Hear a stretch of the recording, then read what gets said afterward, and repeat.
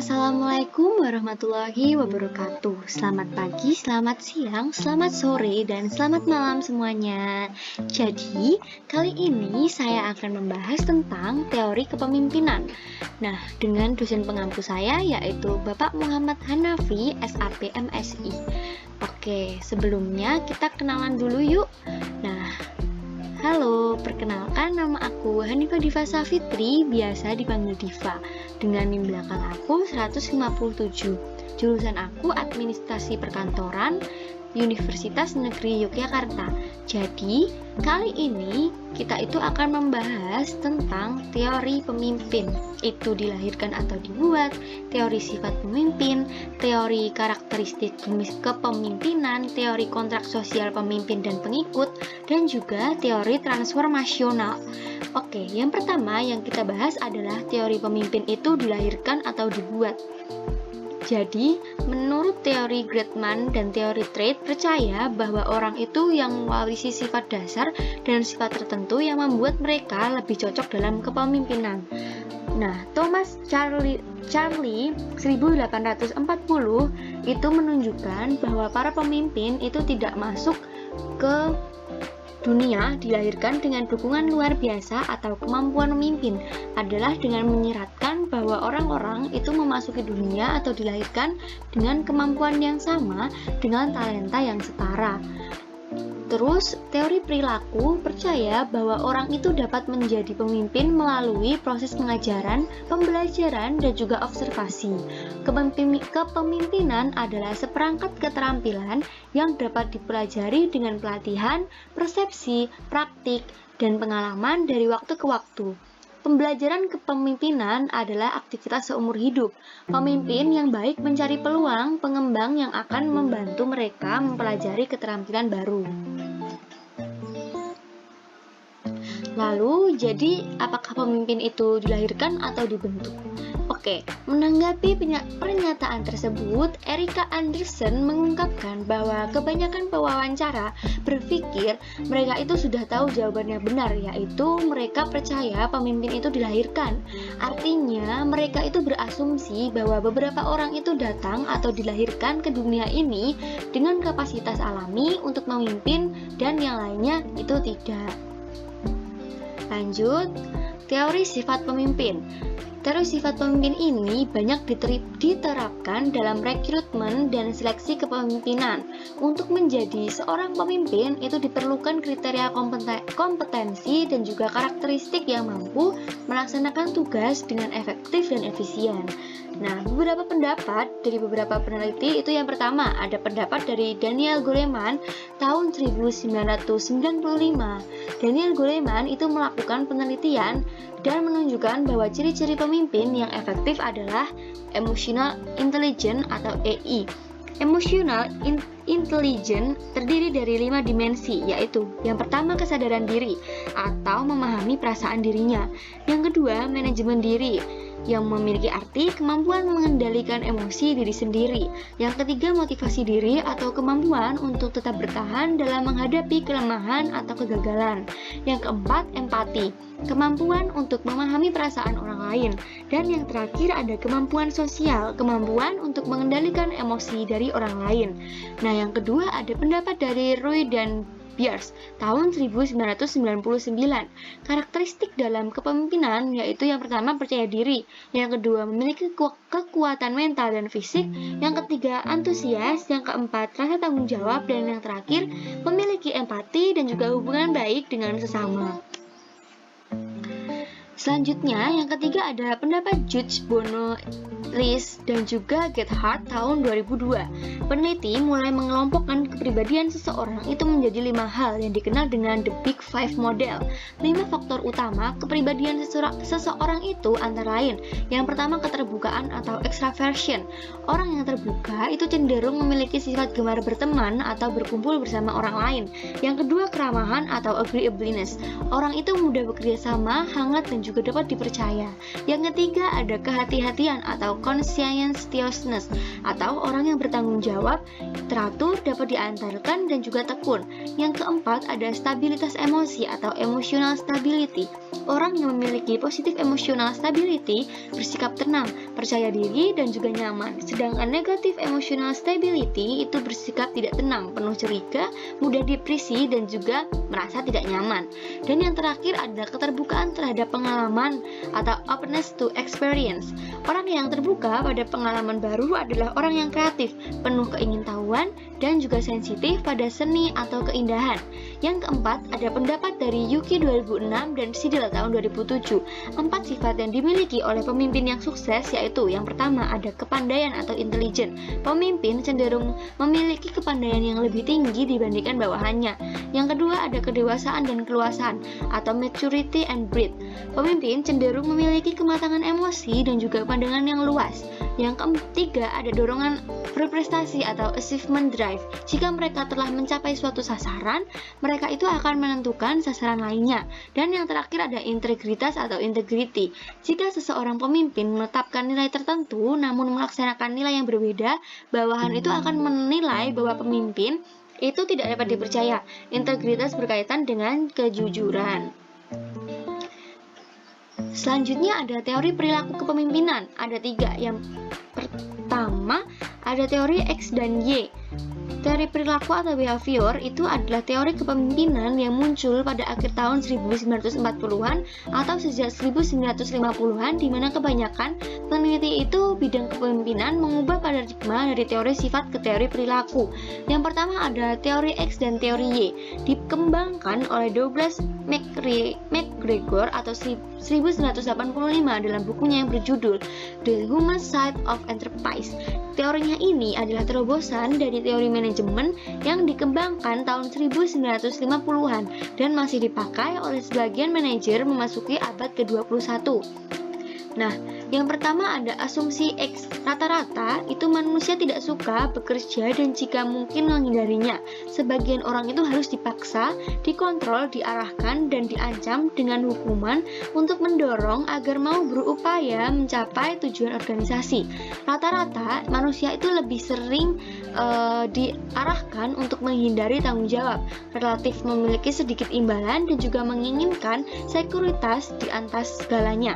Manajer yang mendukung asumsi ini biasanya gaya manajemennya paternalistik. Yang kedua ada asumsi Y. Menurut teori Y, rata-rata manusia itu senang bekerja tergantung pada kondisi yang terkontrol. Orang biasanya akan melakukan kontrol diri sendiri dalam layanan di mana melibatkan diri. Kontrol eksternal dan ancaman hukuman bukan satu-satunya alat yang membawa ke arah tujuan organisasi. Lalu selanjutnya ada teori Chris Argyris atau 1971 mengembangkan teori of pattern A dan teori of pattern B. Pola perilaku pola A itu keras, karakteristiknya adalah tidak ada omong kosong. Kepemimpinan itu direktif kuat, kontrol ketat, dan juga supervisi itu tertutup. Yang kedua ada pola perilaku A lunak. Karakteristiknya itu banyak membujuk, memberi kepatuhan, paternalistik, baik hati, manipulasi pengikut dengan baik. Yang ketiga ada pola perilaku B. Karakteristiknya itu berbagi objektif, kepercayaan tinggi, saling menghormati, kepuasan kerja, hubungan terbuka, dan juga kolaborasi. Pola perilaku B itu lebih efektif dan produktif daripada pola perilaku A. Selanjutnya ada teori Z. Manajemen perusahaan berupaya menentukan bagaimana perusahaan itu harus berperilaku terhadap karyawannya dan timbal baliknya. Setiap orang dalam manajemen dan para karyawannya itu harus memahami posisinya di organisasi tipe Z, harus bersifat skeptis dan ingin tahu untuk memahami bentuk organisasi tersebut. Perusahaan itu harus mampu mengembangkan struktur dan juga tim kerja yang sederhana, menciptakan tempat kerjasama bagi seorang karyawan yang mengalami kesulitan, dan pemimpin di perusahaan beserta manajer perusahaan membahas secara terbuka dan mempercayainya mengenai filsafat manajemen perusahaan. Dalam ilmu kepemimpinan, kontrak sosial itu juga dapat menimbulkan dua teori, yaitu teori pertukaran pemimpin dan pengikut atau LMX Leadership Theory. Nah, dan juga itu ada teori kepemimpinan transaksional. Sekarang kita bahas teori pertukaran pemimpin dan juga pengikut atau LMX Leadership Theory. Dalam teori LMX Leadership yang dikembangkan oleh Fred dan Serau, George Grain dan William G pada tahun 1975 mengemukakan bahwa kepemimpinan merupakan proses interaksi sosial yang saling mempengaruhi antara pemimpin dan para pengikutnya. Interaksi yang dilakukan pemimpin dan pengikutnya pun bervariatif dan dapat dinilai dari bentuk kualitas dan intensitasnya. Interaksi inilah yang mempengaruhi pemimpin dan pengikut dapat menimbulkan teori LMX Leadership atau teori pertukaran pemimpin dan pengikut. Dalam LMX teori, pengikut ini dibedakan dalam dua kelompok, yaitu kelompok pengikut dalam dan juga kelompok pengikut luar. Nah, yang pertama ada kelompok pengikut dalam atau in-group. Kelompok ini biasanya disebut sebagai inner circle yang dimana di dalamnya itu ada pengikut dengan berbagai jabatan seperti contoh HRD, Humas, Public Relation, dan lain-lain. Yang dimana kedekatan antara pemimpin sangat erat dan saling dipercaya, saling menghormati, dan penuh timbal balik. Kelompok ini itu lebih banyak menerima informasi dan lebih dapat dipercaya pendapatnya dalam organisasi daripada bawahan kelompoknya. Yang kedua ada kelompok luar atau outgroup. Dalam kelompok ini, hubungan antara pemimpin dan pengikut mempergunakan pendekatan supervise tradisional dan para pengikut hanya membantu pemimpin dalam melaksanakan pekerjaannya sebagai bawahan. Selanjutnya ada evolusi pendekatan diadik. Robert Lusir dan Christopher F. Acua tahun 2007 mengemukakan tentang adanya evaluasi diadik dalam 4 tahapan level, yaitu yang pertama ada vertical diadik lineage theory, di mana interaksi pemimpin dan pengikut individual yang menciptakan kelompok dalam dan kelompok luar. Yang kedua ada leader member exchange atau LMX, di mana memfokuskan pada kualitas masing-masing diadik dan pengaruhnya itu terhadap keluaran organisasi dalam waktu tertentu. Yang ketiga ada team building, di mana pemimpin itu dapat menginspirasi untuk membangun hubungan positif dengan semua pengikutnya. Yang terakhir adalah sistem and network, di mana pemimpin itu menciptakan hubungan diadik positif melewati batas-batas tradisional untuk menjadikan suatu jaringan organisasi perusahaan agar berdampak lebih besar. Selanjutnya ada strategi membangun hubungan positif dalam teori LMX Leadership. Yang pertama, tahapan pertama yaitu siklus kehidupan. Pemimpin dan pengikut pada awalnya itu hanya berperilaku layaknya orang asing, di mana pada tahapan ini akan adanya adaptasi dengan mengetes satu sama lain yang tujuannya untuk mengidentifikasi perilaku dari pemimpin atau pengikutnya. Yang kedua ada tahap kedua, itu model siklus kehidupan. Ketika pemimpin dan pengikut sudah saling mengenal satu sama lainnya, disinilah akan timbulnya kepercayaan, loyalitas, dan penghormatan mulai berkembang di antara mereka, serta timbul juga komunikasi yang terbuka di mana pengikut diberikan perhatian, kepercayaan diri dalam berkomunikasi dengan pemimpin. Dan yang terakhir, tahap ketiga yaitu model siklus kehidupan. Dalam tahapan ini, pemimpin itu maupun pengikut sudah mencapai kematangan. Disinilah interest pribadi ditransformasi menjadi komitmen bersama terhadap visi dan misi dan objektivitas dalam lingkungan kerja. Selanjutnya ada kekuatan teori LMX leadership. Di antaranya, yang pertama, pemimpin itu melakukan seorang bawahannya sebagai rekan kerja sehingga komunikasi itu akan lebih memberikan dukungan kepercayaan serta tanggung jawab yang dapat dipercaya. Yang kedua, dari berbagai survei yang dibuktikan bahwasanya praktik penerapan teori LMX leadership dalam dunia kerja mempunyai nilai positif yang baik terhadap kepuasan kerja dalam kelompok organisasi maupun secara individual kelompok. Selanjutnya ada teori kepemimpinan transaksional. Salah satu teori kepemimpinan yang banyak diterapkan terutama pada perusahaan-perusahaan di Indonesia adalah teori kepemimpinan transaksional. Teori ini mendasarkan asumsi pada kepemimpinan yang lebih cenderung memberikan arahan kepada bawahannya dan juga membuat sebuah regulasi dalam peraturan maupun insentif pada para bawahannya. Seperti contoh adanya peraturan hukum tenaga kerja Omnibus Law yang dimana memberatkan pegawai dalam melakukan langkahnya karena harus hukum tersebut sangat memberatkan bawahannya, buruh atau pekerja. Teori kepemimpinan transaksional lah yang membuat suatu perusahaan itu membuat manajemen secara mandiri seperti serikat pekerja, asosiasi pengusaha, dan lainnya, yang dimana bertujuan untuk membuat forum diskusi apabila suatu perusahaan yang dibuat itu tidaklah adil dan disara merugikan sebelah pihak. Selanjutnya, yang kedua ada teori transformasional. Menurut James McGregor Burns itu mengformulasikan pemimpin dan pengikut itu memiliki tujuan bersama yang melakukan nilai-nilai motivasi, keinginan, kebutuhan, arsipari, dan harapan mereka. Burns itu memaparkan bahwa kepemimpinan transformasional itu adalah kondisi ketika pemimpin itu dapat meningkatkan motivasi anggota kelompok agar mampu mencapai tujuan yang lebih menantang, mampu menanamkan motivasi untuk bekerja menuju tujuan bersama. Nah, yang kedua, menurut Bernard M. Baars, istilah kepemimpinan transformasional yang dikembangkan oleh Baars itu lebih banyak dipakai dalam literatur dan praktik daripada istilah kepemimpinan mentransformasi yang dikemukakan oleh Burns.